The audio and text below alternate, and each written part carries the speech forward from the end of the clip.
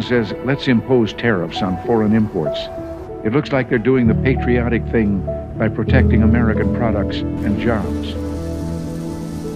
And sometimes for a short while it works, but only for a short time. But over the long run, such trade barriers hurt every American worker and consumer. High tariffs inevitably lead to retaliation by foreign countries and the triggering of fierce trade wars. Then the worst happens. Markets shrink and collapse, businesses and industries shut down, and millions of people lose their jobs. Throughout the world, there's a growing realization that the way to prosperity for all nations is rejecting protectionist legislation and promoting fair and free competition. America's jobs and growth are at stake. What's up, my Canadian cousins? Welcome back to the channel.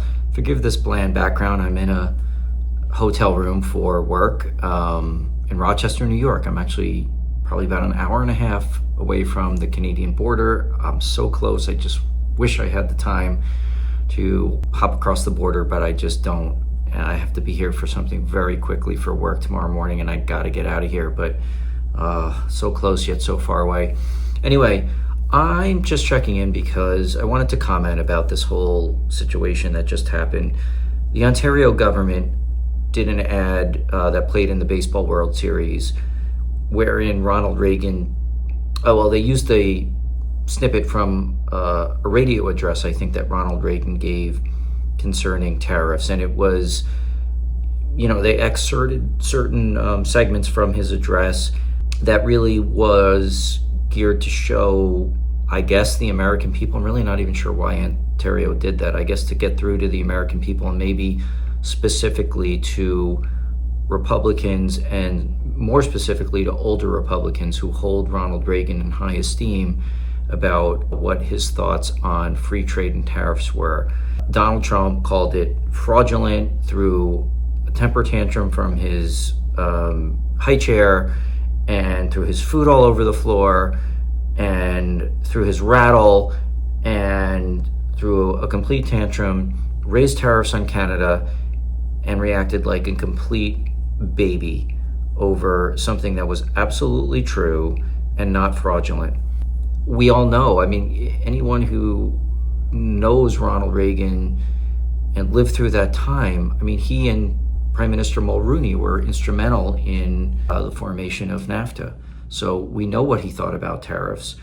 He was talking about using targeted tariffs against Japan at the time, punitively, because Japan, at least the United States at the time, I don't really know anything about it, but the United States was alleging that Japan was violating some trade agreement.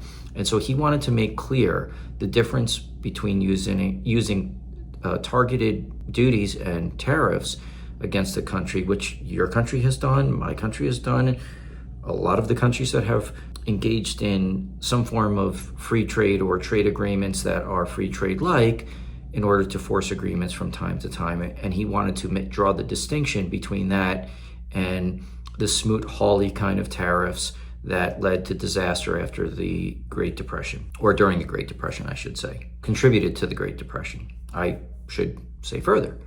So, what's interesting about this is that I did a video not long ago when all this tariff crap started happening, and when the 51st state shit started happening, where I highlighted what a bunch of presidents said about it. And one of them was Reagan. So I have receipts, my friend. I have Reagan speaking to the Canadian Parliament specifically about free trade and tariffs in general, saying many of the same things that he said in the Ontario ad. You know what? Here it is. If you want to see the entirety of this video, I'm just taking this clip out that was from Ronald Reagan. If you want to see the entirety of the video, I'm going to post it in the link below. But here it is, my friends. You can judge it for yourself. I know I'm kind of preaching to the choir, but I do feel, I saw this and I'm like, hey, wait, I said that months ago. I played a very similar video. So if there's any doubt about what Ronald Reagan's philosophy was, you don't have to just take this, excerpts from this radio address for it. He's saying it directly to the Canadian Parliament in this very same clip. All right, my friends, so here it is. It is very interesting and very, very relevant to what's going on today. After the Allied victory over the Axis powers, America and Canada combined their efforts to help restore Europe to economic health. Those were golden years of international economic cooperation that saw the creation of GATT, which knocked down the tariff barriers that had so damaged the world economy, the International Monetary Fund, and 30 years ago last month, the creation of the common market. The theme that ran through it all was free and fair trade. Free and fair trade was the lifeblood of a reinvigorated Europe, a revitalized free world that saw a generation of growth unparalleled in history. We must keep these principles fixed in our minds as we move forward. The United States trades more with the province of Ontario alone than with Japan. United States citizens are by far the principal foreign investors in Canada, and Canadians on a per capita basis are even greater investors in our country. This two-way traffic in trade and investment has helped to create new jobs by the millions, expand opportunity for both our peoples, and augment the prosperity of both our nations. Prime Minister Mulroney's proposal would establish the largest free trade area in the world, benefiting not only our two countries, but setting an example of cooperation to all nations that now wrestle against the siren temptation of protectionism. To those who would hunker down behind barriers to fight a destructive and self-defeating round of trade battles, Canada and the United States will show the positive way.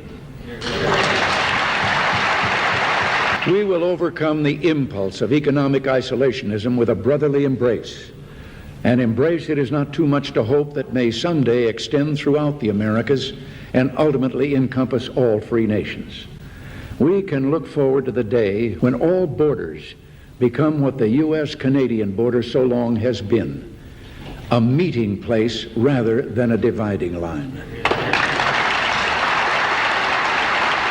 So there you have it. I just thought I would share that with you once again if you hadn't seen that before.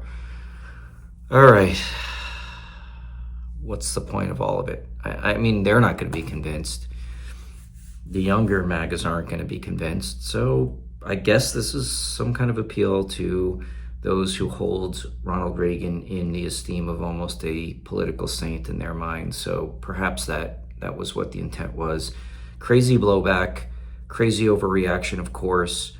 But you know what?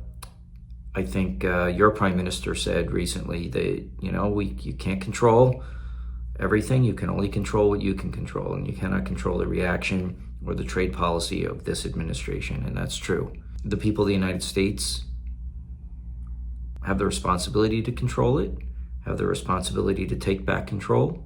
It remains to be seen if we can do it, all right? But hey, it is what it is for now. Go Jays, and I'll see you soon.